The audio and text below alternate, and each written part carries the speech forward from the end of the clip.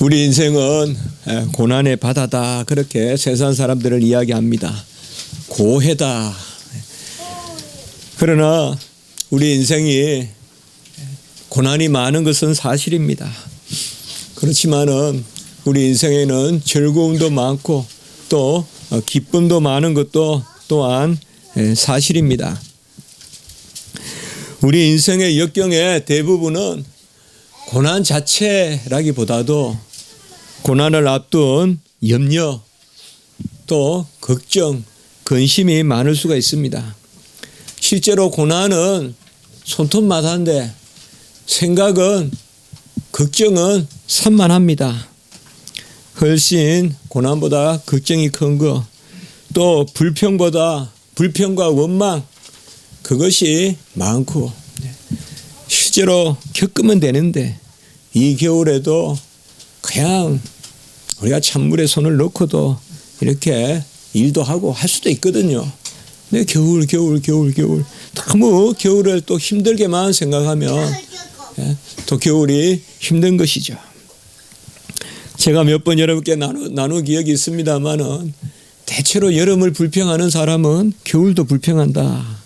또 겨울을 불평하는 사람은 여름도 불평한다. 불평이 습관이라는 거죠. 주님은 고난 가운데 계셨지만 불평하거나 원망하지 않으셨습니다. 고난을 피해가려고 하지도 아니하셨고, 오히려 이 땅에 오셔서 주님이 행하실 일이 고난 당하실 일이라는 것을 아시고 그 받으신 고난으로 순종함을 배웠다. 히브리서 5장 7절에 그렇게 말씀하고 있습니다. 우리 주님은 사람의 연약함에 처하셔서 우리 사람이 겪어야 될 그런 고난을 다 겪으셨습니다. 배고픔도 슬픔도 겪으셨습니다. 만입이 있어도 주님의 은혜를 다 노래할 수 없는 그것이 바로 우리인데, 이 한 입이 불평하는 것도 우리가 제하여 버릴 수가 없습니다. 저는 밤마다 기도할 때 가장 많이 그날 회개하는 게 바로 이 부분입니다. 목사가 좀 블레싱 해야지, 축복해야지, 이런 말이죠. 입에 불평을 달고 사니 이게 어찌 목사가 할 수 있냐, 그런 생각들을 많이 합니다. 현실은 녹록치 않고 또 현실은 마음에 부딪히고 또 의인이 정인이 하면서 살아갈 때 하고 싶은 말도 많고, 그러다 보면 이게 옳다 저게 옳다 말하게 되고, 그까지는 뭐 좋다고 볼지 몰라도 너무 섣불리 내 의를 내세우다 보면 필히 또 불평이 섞여 나오게 돼 있고, 이러다 보면 그게 부끄러운 것입니다. 어릴 때 도랑을 건너갈 때 그것이 넓어서 못 건너간다라고 불평하기보다 매번 그 앞에 올 때 돌을 하나씩 던지면 그 돌이 쌓여서 그 도랑을 건널 수 있죠. 불평은 아무 효과가 없고, 불평은 우리를 조금도 자라게 하지 못합니다. 오히려 우리를 애소하게 만들고 우리를 끌어내리는 것입니다. 시험이 큰 것이 아니라, 고난이 큰 것이 아니라 그것을 염려하고 걱정하고, 내가 그것을 할 수 있을까, 또 막연히 불안해하고, 이런 것들이 오히려 우리를 끌어내리는 것이죠.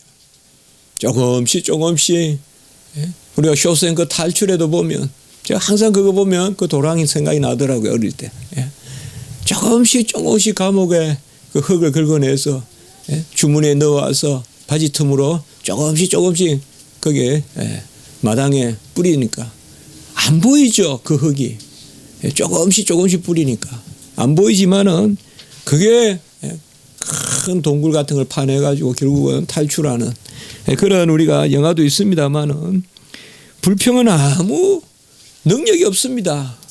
아무 능력이 없으면 다행인데 불평은 마이너스 능력입니다. 우리를 끌어내리고 우리를 어떻게 할 수 없는, 다 준비가 되어 있는데 불평이라는 고리가 탁 걸려 있어서 도무지 나서지 못하는. 간혹은 배워서 신중한 게 좋지만은 너무 그 배움이 불평과 염려와 근심으로 가서 오히려 배우지 못한 맛도 못하고 모르는 것이 오히려 무모하게 해볼 수 있는 힘이 되기도 하는데 너무 알아서 못하는 또 그런 또 것도 있어요. 우리가 위인이라고 하는 사람들은 알고 행하는 사람들이에요. 알고 해보는 사람들이죠. 히브리서 5장 9절에 보면 그가 아들이시면서도 받으신 고난으로 순종함을 배워서 온전하게 되셨은저이라고 말씀했습니다. 우리 주님은 하나님의 아들이시면서도 고난의 시험을 받으시고 그 아버지의 뜻에 순종하심으로 그 고난을 이기셨습니다. 히브리서 2장 17절 18절에도 이런 말씀이 나옵니다. 그가 범사의 형제들과 같이 되심이 마땅하도다. 그가 시험을 받아 고난을 당하셨은즉 시험 받는 자들을 능히 도우실 수 있느니라 라고 이렇게 말했습니다. 주님이 우리의 자리에서 시험을 받아 고난을 당하셨기 때문에 우리 시험 받는 자들도 능히 도우실 수 있다라는 말씀입니다. 시험이 없다고 하지 않으셨습니다. 주님은 이 땅에 오셔서 이 땅에 던져진, 놓여진, 주어진 그 시험을 바라보셨습니다. 누구에게나 시험은 있습니다. 시험 없이 사는 사람이 없습니다. 나무도 보세요. 봄날은 참새가 와서 제잘제잘, 겨울에는 제비가 와서 제잘제잘, 여름에는 매미가 와서 제잘제잘. 참새도 좀 쉬어라 하고 매미도 뭐 굳이 여름 때앗빛에 그렇게 애를 쓰냐. 겨울에 또 제비는 와서 뭐 그렇게 애쓰냐. 그러면 열매가 안 맺죠. 제비가 와서 무슨 말을 하든 참새가 와서 무슨 말을 하든 매미가 와서 무슨 말을 하든 나무는 나무죠. 열매를 맺죠. 우리에게도 시험이 있어요. 제잘하는 그러한 유혹이 있어요. 그거 왜 해? 그거 안 해도 살 수 있어. 굳이 그럴 필요 뭐가 있어? 너 봐, 안 되잖아. 얼마나 많은 것들이 우리를 끌어내립니까?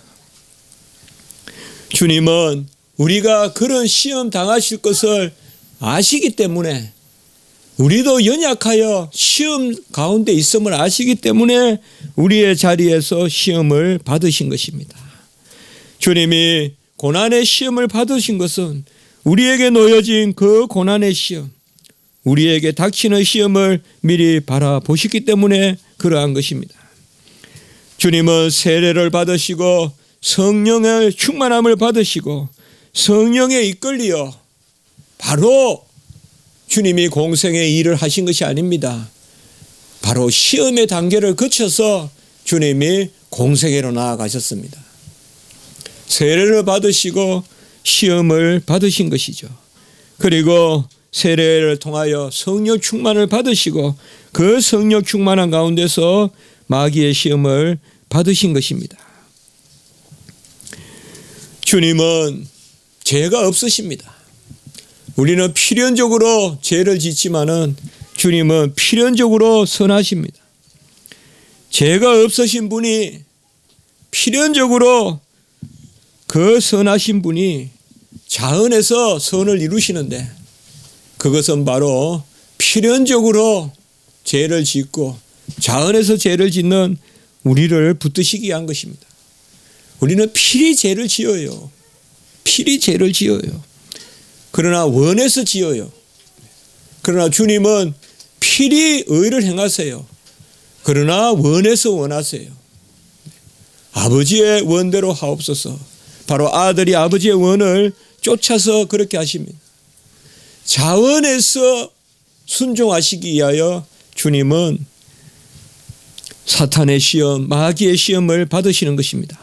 오늘 1절에 보면 성령에게 이끌려 마귀에게 시험을 받으러 강야로 가사라고 이렇게 말했습니다. 주님이 스스로 가신 것입니다. 그러나 성령에 이끌려 간 것입니다. 우리가 성령의 역사는 이렇습니다. 우리가 원해서 하게 합니다. 그러나 이끌려 가게 합니다. 그래서 상급이 있게 합니다. 이게 하나님의 역사예요. 같이 한번 해볼까요? 신적 수동태. 하나님은 우리를 이끌어 가세요. 우리는 이끌림 받아요. 수동태예요. 그러나 우리가 원해서 하게 하세요. 그래서 하나님은 우리를 이 땅에 두시는 거예요. 하나님은 그래서 때를 보시는 거예요. 기계같이 끌고 안 가세요, 우리를. 성령의 역사는 우리를 인격적으로 이끄시기 때문에 불가항력적으로 하지 않을 수 없게 만드시지만은 원해서 하게 하세요. 그래서 하나님은 그 자원에서 뜻과 마음과 정성과 힘과 목숨과 생명을 다한 그 순종을 하나님이 받으시고자 하는 거예요. 우리를 기계로 여기셨으면 오늘 아침, 오늘 오후 원하시는 대로 쓰실 수 있어요. 그러나 우리를 인격으로 보시기 때문에 성령으로 우리를 이끄시되 그 성령의 역사로 우리를 자원하게 하시는 것입니다. 거기에 시험이 있는 거예요. 시험이라는 것은 하나님이 그저 택한 백성을 기계같이 이끄시지 왜 시험 상태에 두시냐 이 말이에요. 말할 바도 없이 하나님은 시험을 이김으로 그 하나님의 자녀를 통하여서 영광을 받으시려고, 우리 안에 유혹이 있고 우리 안에 여러 가지 불평과 원망과 막막함과 할 수 없다라는 자질과 이런 것들이 몰려와도 하나님의 은혜에 의지해서, 불가항력적인 하나님의 은혜에 의지해서 우리가 그것을 원함으로 행하게끔, 그래서 하나님이 이 땅에 우리를 두신 것이에요. 왜? 우리를 통하여 영광 받으시려고. 그러나 하나님이 아시는 거예요. 하나님이 우리를 이끄셔서 우리가 원함으로 하나님께 나아가게 하신다는 것입니다. 그것이 바로 주님이 시험을 받으시는 그 목적인 것입니다. 주님은 시험을 받으러 가셨고 성령에 이끌려 가셨습니다. 그러므로 시험을 받았다는 것은 어느 정도 수동태로 되어 있지만 능동적인 의미가 있는 것입니다. 그래서 시험을 당했다라기보다는 시험을 내가 받았다 이런 말이 더 좋습니다. 그래서 시험을 받으시다. 시험을 당했다라기보다는 시험을 받았다 내가. 그래서 시험을 받으러 광야로 가사라고 이렇게 말씀했습니다. 우리는 성령에 이끌려 기도하고 헌신하고 예배를 드립니다. 그러나 이 모든 것들이 하나님이 우리에게 불가항력적으로 주신 은혜입니다. 우리가 하나님의 은혜를 구하고 능력을 구하고 은사를 구하는 것은 하나님께 붙들리기 위한 것입니다. 불가항력적으로 하나님의 일을 이루기 위해서 주님이 다 하셨다는 그 고백에 이르기 위하여 우리는 은혜를 구하고 능력을 구하는 것입니다. 아브라함과 이삭은 시험을 받았습니다. 아브라함을 시험하사라고 그렇게 창세기 22장과 히브리서 11장에 나옵니다. 아브라함도 시험했지만 이삭도 시험했죠. 이삭도 이미 의식이 뚜렷하고 그저 아이가 아닙니다. 번제로 쓸 나무는 있는데 재물은 어디 있습니까? 물었잖아요.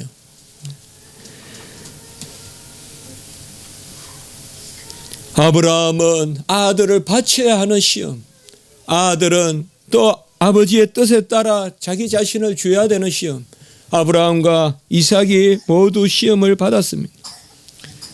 우리 주님은 이 두 시험을 다 받았어요. 친히 제사장이잖아요. 아브라함이잖아요. 친히 제물이잖아요. 이삭이잖아요.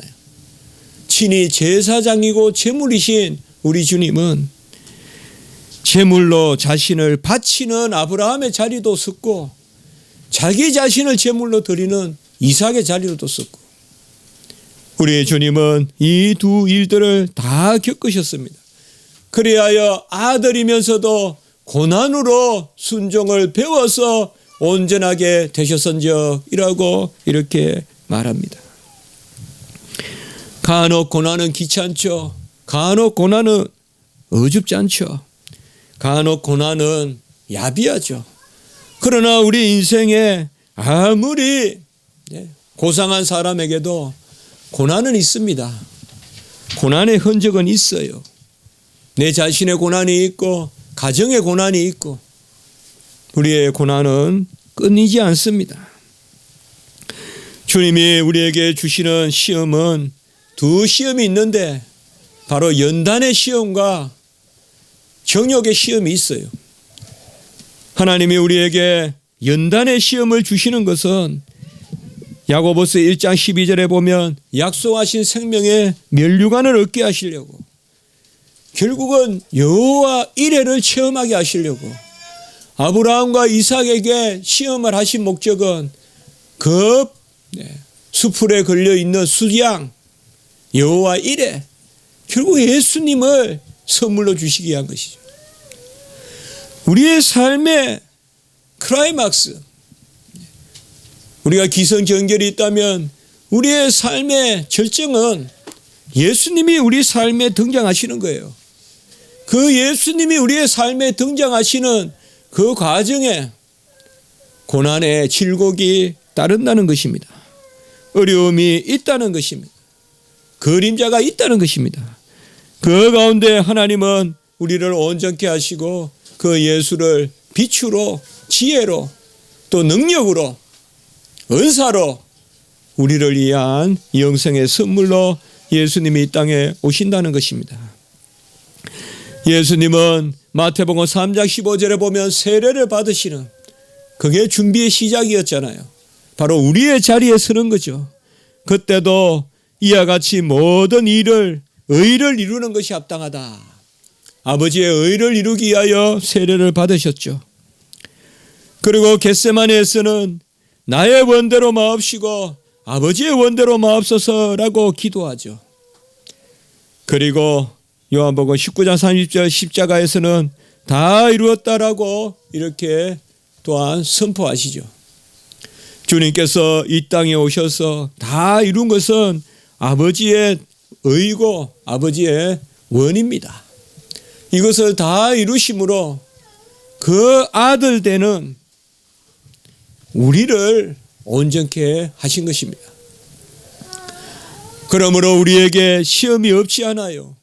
시험이 없다면 주님이 시험을 받지 않으셨을 거예요. 우리에게 시험이 있음을 아시기 때문에 우리를 위하여 시험을 받으셨어요. 그가 아들이면서도 고난으로 순종함을 배운 것은, 고난으로 시험을 당하셨은즉 순종함으로 온전케 되신 것은 우리의 형편을 아시기 때문에 그렇습니다. 우리는 눈물이 있습니다. 슬픔이 있습니다. 어려움이 있습니다. 갈등이 있습니다. 하루도 온전한 날이 없다고 해도 무방합니다. 금방금방 바람과 같이 우리에게 갈등이 옵니다. 흔들림이 있습니다.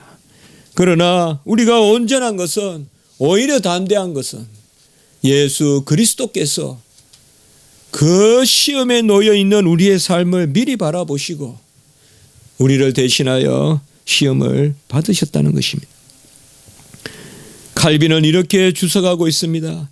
주님이 시험을 받으신 것은 우리가 가는 길에 어떤 시험이 있을 때마다 우리를 위하여 개입하시기 위해서이다 라고 이렇게 말하고 있습니다. 주님이 우리의 시험에 개입하시려고 이 땅에 아들을, 하나님의 아들이 사람의 아들로 오셔서 우리의 자리에서 시험을 받으셨다는 것입니다. 주님이 시험 받으신 말씀은 마태, 마가, 누가에 다 기록되어 있고, 특별히 마가복음은 짧게 기록되어 있지만 오늘 마태, 누가복음은 거의 동일한 양으로 기록되어 있습니다. 다만 누가복음, 마태복음이 다른 것은 순서만, 두 번째, 세 번째 시험의 순서만 다른 것입니다. 주님이 이 땅에 오신 것은 에덴 동산의 상황에서 오신 것이 아닙니다. 에덴 동산의 인류를 바라보고 오신 것이 아닙니다. 주님이 이 땅에 오신 것은 패역하고 죄가 넘치는 타락한 소돔 고모라와 같은 그 도시에 사는 우리를 보고 오신 것입니다. 아무 죄도 없고 하나님과 화목하게 지내는 타락전의 에덴 동산, 그곳을 바라보고 내려오신 것이 아닙니다. 온갖 것이 가득 차 있고 죄악이 관영한 이 땅에 주님께서 오신 것입니다. 우리도 자녀를 키워보면 마음이 아픈 것은 얼마나 죄가 이 세상에 관영한가. 우리 자녀들이 이 가운데 어떻게 자랄 것인가. 하나님은 오죽하시겠어요. 이 죄악된 세상에 하나님의 자녀들이 살아가는 이 모습이 얼마나 염려스럽겠어요. 눈만 돌려도 보이는 것은 다 유혹이고 음란하고. 옛날 우리 자랄 때는 없어요. 그런 게 없어요. 겨우 저 같은 경우는 그 시내 서점에 가면 무슨 주간지인가 이런 데 보면 비키니 입은 거 이런 거 이렇게 사진 하나 있지. 없어요. 그때는. 그 요새는 돌아보면 다 있잖아요. 그래서 중학생 때인가 고등학생 때 그쪽 그 주간지가 있는 데는 가지도 못했어요. 부끄러워서. 그렇게 우리는 환경이 그랬어요. 물론 가난하고 힘든 건 또 있었지만 그냥 요새는 그냥 여과 없이 그냥 컴퓨터나 이런 데서 무차별하게 우리 어린 영혼들을 힘들게 하니 얼마 하나님이 아들을 보내셨어. 그들의 시험 당할 것을 미리 아시고 우리의 시험을 위하여 주님이 시험 당하셨죠. 같이 합니다. 대리적 시험 당하심. 우리를 대신해서 대리적으로 고난 당하시고 대리적으로 시험 당하시고 대리적으로 죽으신 것이죠. 마귀가 시험하는 자다. 오늘 3절 1절에 이렇게 나옵니다. 마귀를 시험하는 자다. 3절에. 바로 마귀 사탄은 시험하는 것입니다. 시험은 뭔지 아세요? 우리를 움직여서 우리가 무너지게 하는 거예요. 마귀는 성벽이 아니에요. 마귀는 산이 아니에요. 천둥과 벼락으로 오지 않아요. 우리에게 목소리로 와요. 마귀가 우리에게 오는 것은 목소리로 와요. 내가 뭐이거든. 네가 뭐 하면. 시험은 우리를 움직여서 우리가 무너지게 하는 거예요. 내 생각으로 내가 무너지게 하는 거예요. 내 걱정, 내 염려, 내 교만, 내 자랑으로 내가 무너지게 하는 거. 그게 시험이에요. 어디 화살이 날라와서 박혀서 죽는 거, 그건 시험이라고 안 해요. 시험은 궁극적으로 나를 움직이는 거예요. 시험을 이긴다는 것은 뭐예요?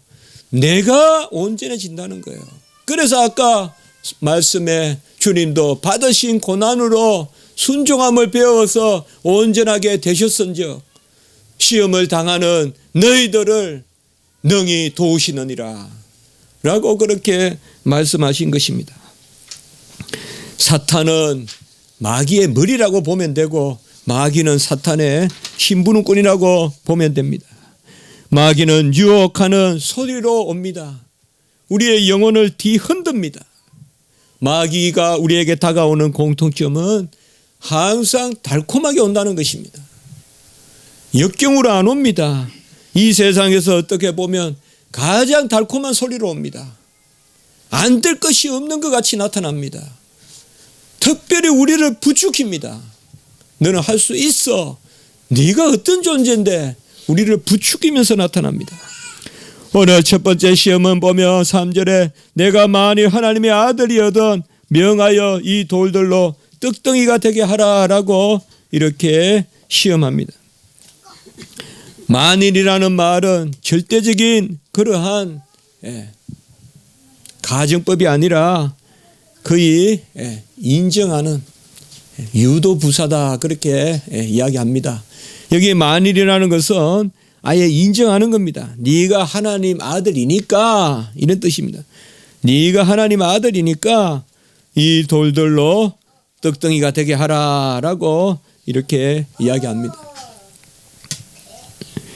당신은 지금 배고픔을 겪고 있는 예수, 당신은 능치 못함이 없는 하나님의 아들이 아니냐. 그러니 저 돌을 떡으로 만들어 보라라고 이렇게 시험하는 것입니다. 여러분, 주님이 이 땅에 오신 목적이 뭡니까? 전능하신 하나님의 능력이 없어서 능력을 이루러 오셨습니까? 아니죠. 우리의 자리에서 고난 당하시고 우리를 대신하여 죄값을 치르러 오셨잖아요. 그분은 하나님이시면서 사람이시잖아요. 하나님으로서는 천지 만물을 충만하게 하시고 지으시고 운행하시고 천지 만물의 열매를 맺게 하시는 분이잖아요. 모든 세상의 물은, 우리가 마시는 음료는 다 주님이 만드신 거잖아요. 우리 주님이 없으면 비 한 방울, 우박 하나 안 떨어지잖아요. 그분이 배고프다 목마르다 하시잖아요. 지금 마귀 사탄은 뭐예요? 너는 할 수 있어. 너는 하나님의 아들인데 어찌 굶주리고 있느냐라고 이렇게 이야기하죠. 마귀 사탄은 분명히 우리에게 나타날 때 우리 인생의 근본 목적, 주님이 이 땅에 오신 목적을 흐트러뜨린 것입니다. 교묘하게 우리를 이용해서 인생의 연약함을 미끼로 해서 전능하신 하나님의 뜻을 거슬리려고 하는 것입니다. 너는 할 수 있어, 할 수 있어 라고 하지만 결국에는 하지 못하게 하는, 결국에는 마음을 꺾게 하는, 그것이 바로 마귀 사탄이 하는 일입니다. 주님은 말씀을 인용했습니다. 오늘 4절에 보면 신명기 8장 3절의 말씀을 이야기해서 사람이 떡으로만 살 것이 아니요 하나님의 입으로부터 나오는 모든 말씀으로 살 것이다 라고 이렇게 말했습니다. 지금 주님이 배가 고프시지만은 주제는 배고픔이 아니라는 거죠. 주님은, 예수님의 주제는 지금 배고프신 게 아니에요. 배고프신 게 싫으면 왜 광야로 이끌려 가십니까? 성령 충만해서. 배고픈 게 싫으면 왜 금식합니까? 금식의 목표는 배고픔입니까? 금식하는 것은 배고픕니까? 배고픔을 채우려면 왜 금식합니까? 금식하지 말지. 금식의 목적은 먹는 겁니까? 아니잖아요. 금식의 목적은 거추장스러운 것을 걷어내고 유혹을 걷어내고 하나님 앞에 중심적으로 서려는 거 아니에요. 곧 하나님의 말씀을 이루고 뜻을 이루려고 금식하는 거잖아요. 참 희한해요. 세상 것 다 버리고 신학교 가면 신학교에서 세상 것으로 유혹하고 말이에요. 먹는 것을 다 버리고 광야에 가서 금식하는데 먹는 것으로 유혹하고 말이 안 되는 거죠. 이게 마귀 사탄이에요. 우리가 뭘 하려고, 우리 인생의 가치관이 뭡니까? 중요한 것이 뭡니까? 지금 배가 고프고 배가 부른 것이 문제가 아니잖아요. 주님이 지금 금식하는 것은 빵을 달라고 금식하는 겁니까? 떡을 달라고 금식하는 겁니까? 아니잖아요. 아버지의 뜻을, 말씀을 이루려고 금식하시는 거잖아요. 이럴 때가 많아요. 우리가 살다 보면요. 이럴 때가 많아요. 그래서 주님은 뭐예요? 떡이 중요한 것이 아니라 하나님의 말씀, 뜻, 하나님의 뜻이 중요하다 이 말이에요. 떡이 중요한 것이 아니라 하나님의 뜻이 중요하다라고 이렇게 말하는 것입니다. 부정한 정도, 세상의 명예, 세상의 재리 이런 거 다 버리고 하나님 앞에 간다고 신학교 갔어요. 그래도 그곳에서 하나님 앞에 기도하고 힘들고 몸부림치면 유혹이 있어요. 명예의 유혹, 재물의 유혹, 연봉이 얼마니, 무슨 장인이, 이런 유혹이 있어요. 가만히 생각해 보세요. 네가 왜 강야로 갔더냐? 옷을 잘 입은 사람을 보러 갔더냐? 호화로운 궁정을 보러 갔더냐? 마귀 사탄은 우리의 인생의 목적을 흐트려요. 그게 첫 번째 시험이에요. 두 번째 시험은 만일 내가 하나님의 아들이었거든 성전 꼭대기에서 뛰어내려 보라라고 이렇게 말합니다. 그리고 천사들이 손으로 붙들어서 부딪히지 않게 하리라라고 이렇게 말합니다. 여기 만일도 아까 만일과 똑같습니다. 네가 하나님의 아들이니까 뛰어내려 보라라고 이렇게 말합니다. 여기에는 마귀 사탄의 아주 계계가 있어요. 하나님의 아들은 뛰어내릴 필요가 없어요. 모든 곳에 계시기 때문에. 그리고 사람의 아들은 뛰어내리면 죽어요.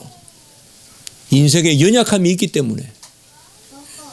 이 마귀 사탄은 이렇게 하나님과 사람의 본성을 혼돈시켜요. 하나님이 왜 뛰어내려요? 하나님은 성 꼭대기에도 계시고 땅에도 계신데 세상 만물을 다 지으신 분인데 네가 믿는 하나님이 하나님이거든. 기도해봐. 하나님이 저 감을 주시면 저 사과를 주시면 나도 믿을게. 그 말이 안 되는 거예요. 저 사과와 감이 있게 한 게 하나님 아니에요. 그 사과와 감이 떨어져야 하나님이냐고요. 마귀 사탄은 쓸데없는 것으로 미몽하게 해요. 하나님과 사람 사이의 관계를 흐트러 놓아요. 그래서 교묘하게 사람이 하나님의 자리에 가게 해요. 바로 성전 꼭대기에 세웠죠. 성전이에요. 하나님이 계신 곳이에요. 성전 꼭대기에서 사람이 뛰어내린다. 그게 무슨 의미가 있어요? 사람이 성전 꼭대기에서 뛰어내려서 살았다. 그건 무슨 의미가 있냐고요. 사람은 연약한 거예요. 사람은 연약한 거예요. 베드로가 물로 걸어왔어요. 그때 베드로는 이렇게 주님께 말해요. 주여 만일 주님이시여든 같이 합시다. 나를 명하사 물 위로 오라 하소서. 잘 보세요. 주님의 말씀으로 명해서 기적이 일어나는 거지. 주님이 원하시면 물 위로 걷게 하세요. 그러나 내가 마음대로 그냥 물 위로 걷는 거 그건 주님 원치 않으세요. 우리 인생은 물 위를 걷게 안 만들어져 있어요. 우리 인생은 중력이 있고요. 중력은 물에서 끌어내려지는 거예요. 그것도 하나님이 주신 법칙이에요. 다만 하나님이 기적을 행할 때는 한 가지가 있어요. 하나님이 명하시면 기적이 일어나요. 나를 명하사 물 위로 오게 하소서. 하나님이 명하시지도 않는데 내가 걸어볼게. 막 기도하다 보니까 나도 걸을 수 있겠다. 걸어볼게. 그건 아니다 이 말이에요. 아무 의미가 없잖아요. 여러분, 우리 인생이 물 위를 걸어서 뭐 하겠어요? 우리 인생이 성전에서 뛰어내려서 안 죽는다고 해서 그것이 뭘 의미하겠냐고요. 하나님의 명이 있어야 돼요. 하나님의 명령이 있어야 그것이 생명의 길이에요. 예레미야 시대, 예레미야 예언할 때요. 이제 유다가 망하게 되었죠. 그래서 하나님은 바벨론의 포로가 되라고 말씀하세요. 그러니까 이때까지는 애국심도 없고 하나님도 안 섬기던 그 이스라엘 백성들이 객기로 우리가 하나님을 믿는 백성인데 우리가 어찌 항복하냐? 바벨론과 싸우자. 그러면서 저 애국과 하친하고 동맹하자. 이런 사람들이 생겨요. 어떻게 보면 그게 좋아 보이죠. 그게 해서 우리가 기도해야 돼요. 간혹 하나님은 명하사 포로가 되기도 하세요. 명하사 애굽으로 내려 종살이 하기도 하세요. 그게 하나님의 명이면 이루어져요. 그게 생명의 길이에요. 예레미야 21장 8절에 보면 생명의 길과 사망의 길이 내 앞에 있으니 생명의 길은 바벨론에 항복하는 거예요.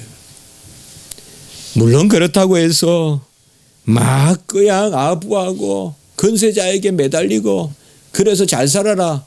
그건 아니죠. 그건 아니죠. 바로 두 번째 시험은 그겁니다. 성전에서 뛰어내려 보자. 하나님을 믿는 백성이면 하나님의 아들이면 능력을 발휘해 봐라. 여러분, 하나님의 영광을 받으셔야죠. 성전에 임재하시고 교회에 임재하시는 하나님의 영광을 받아야지 우리가 하나님의 자리에 서는 건 아니지 않습니까? 세 번째로 오늘 시험한 것은 바로 마귀 사탄이 속내를 드러내는 것이죠. 높은 산으로 데리고 가서 만일 내게 엎드려 경배하면 이 모든 것을 내게 주리라 라고 이렇게 말합니다. 여기에 만일은 이제 진짜 만일이에요. 이것은 if예요. 네가 나에게 경배하면 모든 것을 주리라. 이에 주님께서 사탄아 물러가라 라고 이렇게 말했습니다.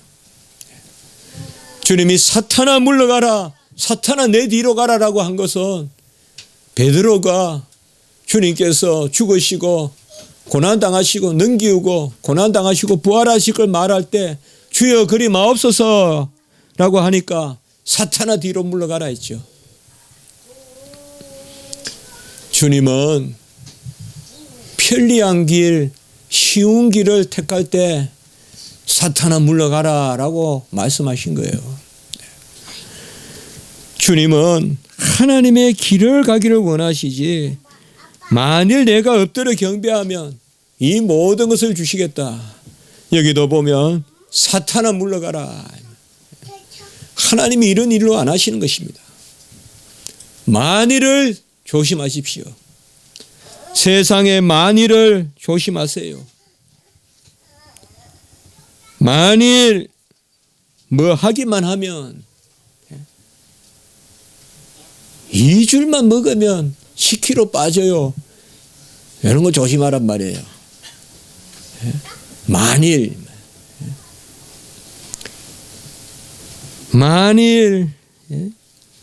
2주만 공부하면 수석해요. 이런 거 조심하란 말이에요. 만일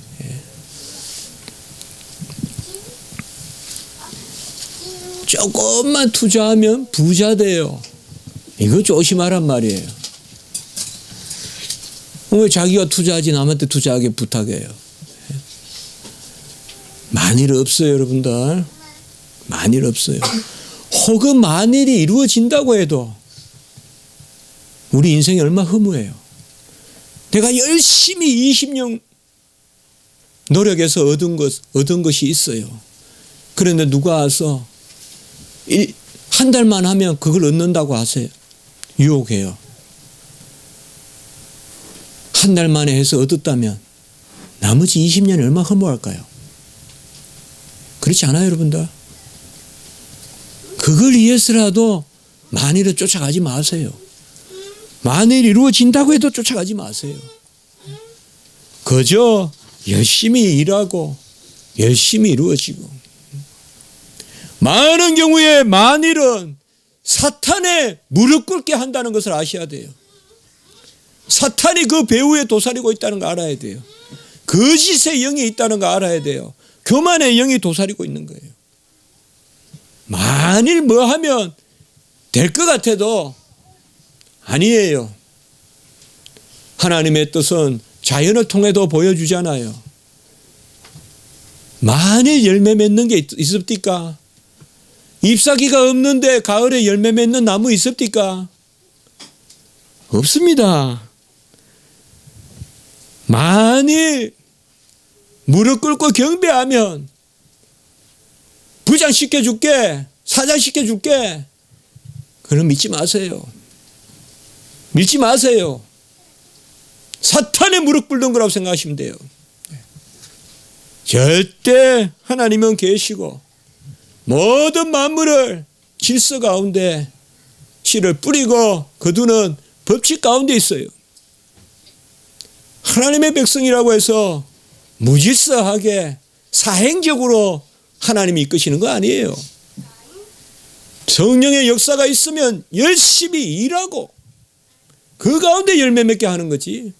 성령의 역사가 있으면 일 안 해도 돈 벌게 안 하세요. 헤엄치지 않고 강 건너게 안 하신단 말이에요. 나는 믿으니까 물에 풍덩 들어가서 가만히 있어도 올챙이같이 하나님이 저까지 가게 하실 거라고 생각하시면 그건 잘못된 신앙이죠. 하나님 능력 주셔서 열심히 헤엄치게 해주세요 하는 게 기도가 돼야지.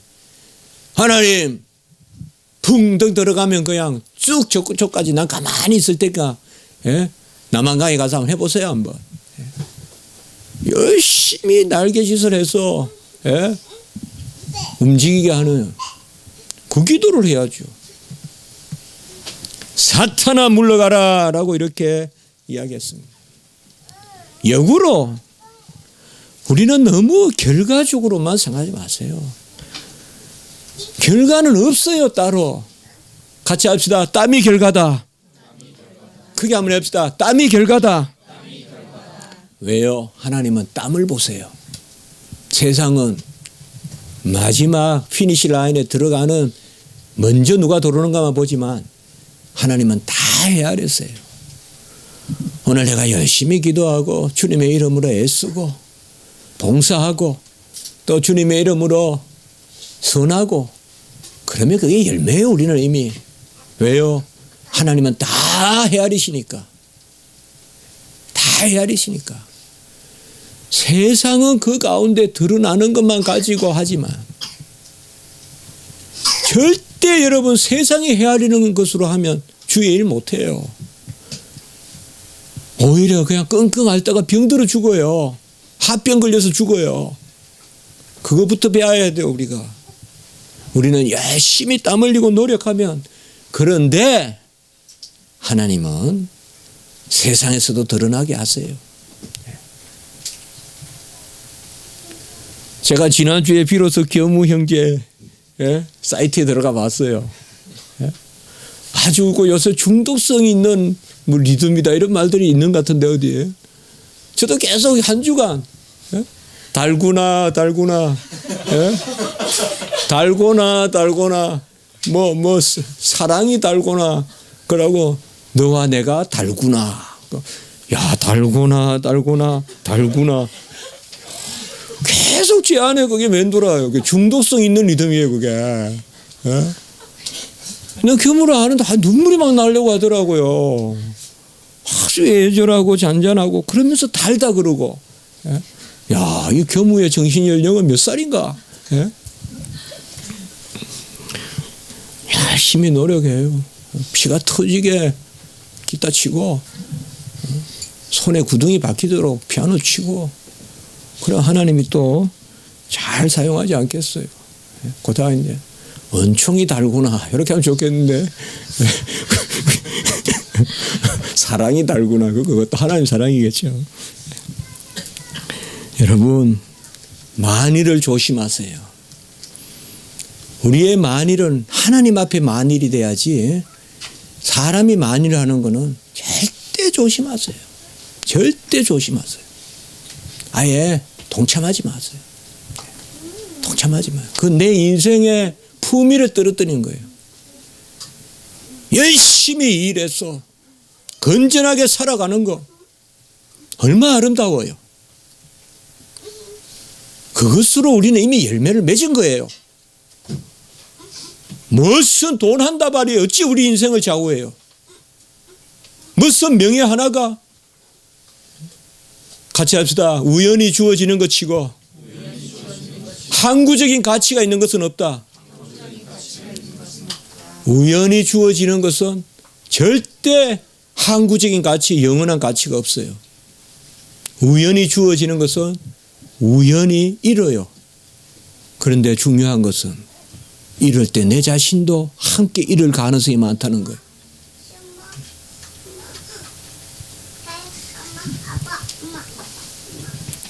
우리 건우 보니까 어릴 때 생각이 나네요. 엄마가 오줌은 틀되 져서 꼬치는 틀지 마라. 꼬치는 틀지 마라. 우리 엄마 그런 말한 기억이 나요. 오줌은 틀되 꼬치는 틀지 마라. 작은 거 취하려다가 다 잃어버려요. 기도드리겠습니다. 거룩하고 자비로우신 하나님 아버지, 오직 하나님의 말씀을 붙들고 하나님이 주시는 은혜 가운데 거하게 하시고 세상의 만일에 유혹되지 말게 하시고 하나님의 작정에 영원하신 뜻에 계획에 순종하는 저희들이 되게 해 주시옵소서. 열심히 애쓰고 기도하고 말씀 가운데 살려고 하는 그것이 이미 열매라는 것을 깨닫게 하시고 다 헤아리고 과정도 아시고 동기조차 헤아리시는 우리 하나님께 다 내어놓고 맡기고 나가는 저희들이 되게 해 주시옵소서. 모든 우리 성도님들 이 은혜 가운데 지켜주시고 특별히 우리 젊은이들 애쓰는 우리 모든 영혼들 지켜주시옵소서. 우리 생업도 이러한 의미가 있게 해 주시옵소서. 구주 예수 그리스도 이름으로 감사하며 기도드리옵나이다. 아멘.